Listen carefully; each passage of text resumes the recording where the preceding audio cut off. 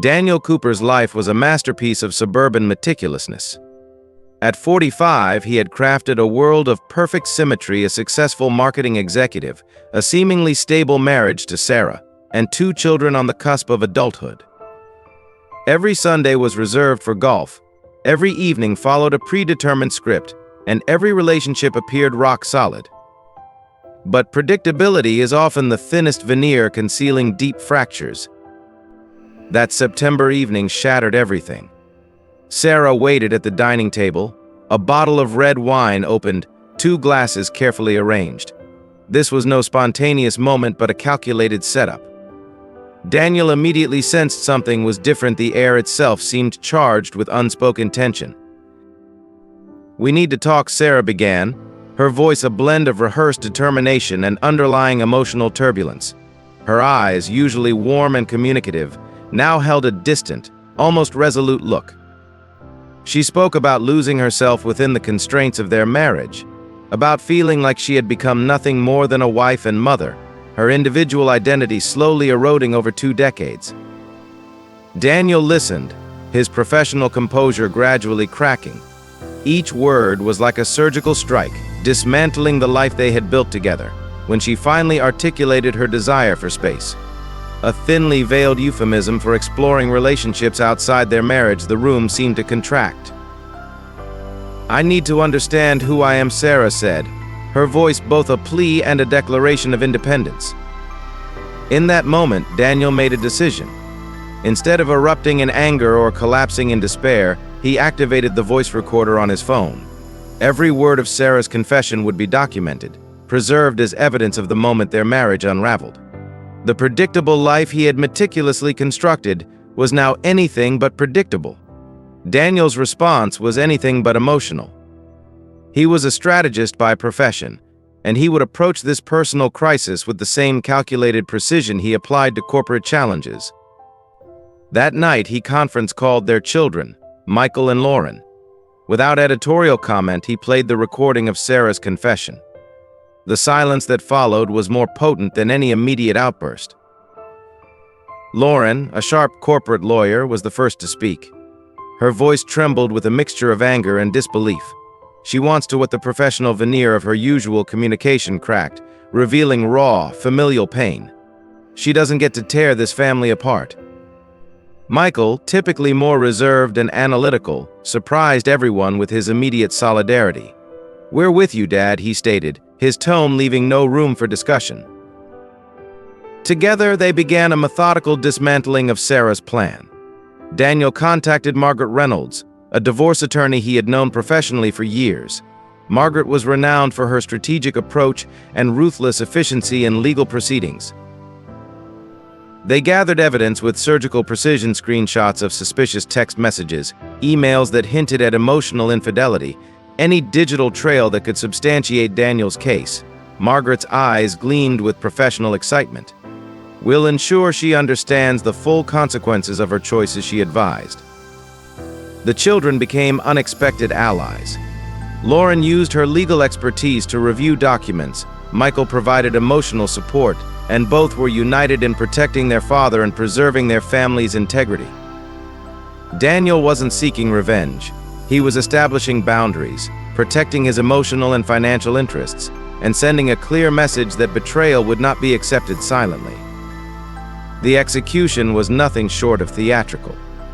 Sarah believed she was embarking on a carefully planned evening with Vincent, her potential romantic escape, a sophisticated dinner at an upscale downtown restaurant where she imagined starting her new, liberated life.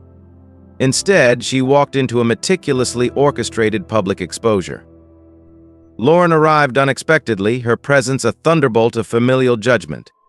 The restaurant, with its dim lighting and intimate ambience, became a stage for a dramatic confrontation. Nearby diners stopped mid-conversation, sensing something extraordinary was unfolding. "How could you do this?" Lauren's voice cut through the restaurant's ambient noise. Her words were calculated, designed to maximize impact. Vincent, Sarah's potential lover, shifted uncomfortably, realizing he was part of a much larger, more complicated narrative. Just as the tension reached its peak, a process server approached their table.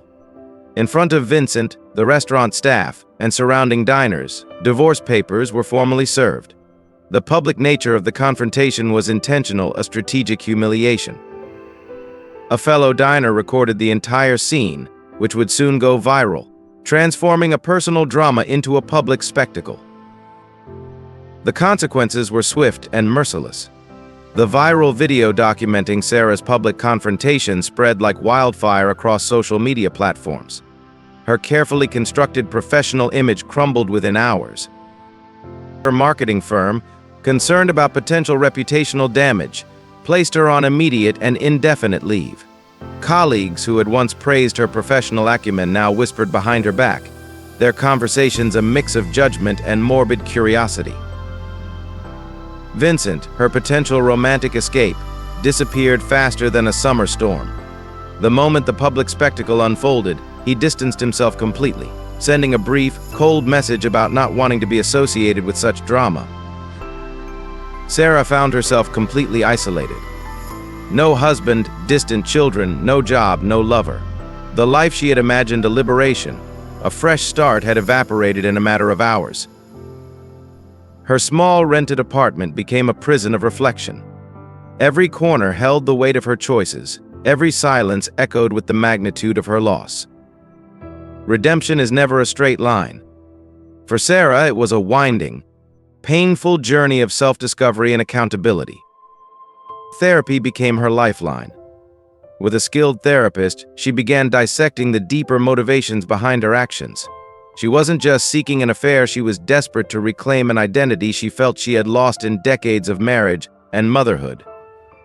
She started volunteering at a local community center, seeking purpose beyond her previous identity. Each hour spent helping others was a step towards understanding herself, towards rebuilding her sense of worth. The letters she sent to Michael and Lauren were carefully crafted, not demanding forgiveness, but acknowledging her mistakes with raw honesty. Initially, there was only silence, but gradually Lauren began responding. The communication was tentative, wounded, but present. Daniel, meanwhile, rebuilt his life with remarkable resilience. His bond with Michael and Lauren grew stronger. They created new traditions, shared meals, took trips, a family unit that had transformed through adversity. A year after the confrontation, Daniel sent Sarah a letter. It wasn't an apology or a reconciliation attempt. It was an acknowledgement, a recognition of her efforts to change, to grow, to understand herself. For Sarah, it was the closest thing to closure she could hope for. Her journey wasn't complete, but for the first time she felt she was moving forward, not backward. Sarah's professional life lay in ruins. The viral video of her restaurant confrontation had become an unexpected career killer. Her reputation in the marketing world, once pristine and respected, now felt like a fragile piece of glass shattered beyond repair. The initial shock came when her boss called her into his office. His expression was a mixture of disappointment and professional discomfort. Emma. He began, using her first name with a weight that suggested finality. The video has created significant reputational damage not just for you, but for our entire firm. Her termination was swift and clinical. Years of dedicated work, countless successful campaigns, and professional achievements were reduced to a single moment of personal vulnerability. The corporate world can be unforgiving, and Sarah quickly discovered how rapidly professional networks could dissolve. Unemployment became her new reality. Job interviews became increasingly challenging. Potential employers would subtly probe about the viral incident, their polite questions barely concealing their judgment. Each rejection felt like another layer of punishment for her previous choices. Forced to reinvent herself, Sarah began exploring alternative career paths. She took online courses, attended professional development workshops, and gradually began to rebuild her professional identity.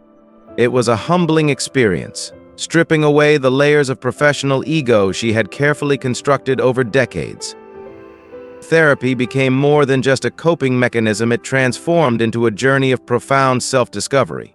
Sarah's sessions were raw, uncomfortable, and ultimately transformative. She began to unpack the deep-seated insecurities that had driven her to seek validation outside her marriage. Her therapist helped her understand that her actions weren't just about a momentary desire for excitement, but a complex manifestation of years of suppressed personal needs. She had spent decades defining herself through her roles: wife, mother, professional, without truly understanding her individual identity. The process was painful. She confronted uncomfortable truths about her marriage, her personal desires, and the patterns of behavior that had led her to this moment. Each session peeled back another layer of self-deception, revealing a more authentic version of herself. Slowly, Sarah started practicing self-compassion. She learned to distinguish between taking responsibility for her actions and punishing herself endlessly. Journaling became a critical tool, allowing her to process her emotions and track her personal growth. She joined support groups for individuals navigating complex personal transformations. These communities provided unexpected solace, showing her that her experience, while deeply personal, was not entirely unique. Reconnecting with Michael and Lauren was a delicate, almost surgical process. Sarah understood that her path to redemption would be measured in microscopic steps, not grand gestures. Her initial attempts at communication were met with stony silence. Text messages went unanswered, phone calls went to voicemail. The pain she had caused created a chasm that seemed impossible to bridge. But Sarah was determined. She sent thoughtful, non-demanding letters. Each letter acknowledged her mistakes without expectation of immediate forgiveness. She shared her therapeutic journey, her personal growth, and her genuine remorse. Months passed before Lauren responded. The first message was brief, almost clinical, but it was a response. Gradually, their communication became more frequent. Michael remained more reserved, his responses more guarded. Family therapy sessions, initially suggested by Lauren, became a crucial platform for healing. These sessions were not about reconciliation, but understanding the pain, the betrayal, and the possibility of a different kind of relationship. While Sarah navigated her path of personal reconstruction, Daniel was crafting an entirely new life narrative. His resilience became a testament to personal strength and adaptability. His professional life actually flourished in the aftermath of the separation. The personal crisis seemed to activate a new level of professional focus. Colleagues noted a sharper edge to his leadership, a newfound clarity that translated into remarkable business successes. Dating again was a deliberate, careful process. Daniel wasn't seeking immediate romantic replacement but genuine connection. He approached new relationships with a maturity born from his painful experiences, understanding the complexity of human emotions. His relationship with Michael and Lauren deepened. They became not just children but confidants and partners in navigating this new family dynamic. Sunday dinners became a ritual of reconnection, of rebuilding trust and understanding. Daniel also invested in personal growth. He took up new hobbies, traveled, and expanded his personal and professional networks. The divorce wasn't an ending, but a transformation. A year after the dramatic confrontation, an unexpected moment of mutual understanding emerged.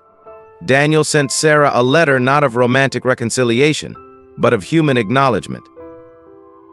The letter wasn't an apology or a condemnation. It was a recognition of their shared history, of the complexity of human relationships. It acknowledged her efforts to change, to grow, to understand herself. For Sarah, it was the closest thing to closure she could hope for. The letter represented a mature understanding that relationships are rarely black and white, that people are capable of growth and transformation. Their story wasn't about revenge or total destruction. It was about the complex, often painful process of personal evolution. Each of them had been forced to confront their deepest vulnerabilities, to reimagine their understanding of love, family, and personal identity. As they moved forward on their separate paths, there was a subtle, almost imperceptible sense of mutual respect. They had survived a crucible of personal transformation, emerging not as defeated individuals, but as people capable of profound self-reflection and growth.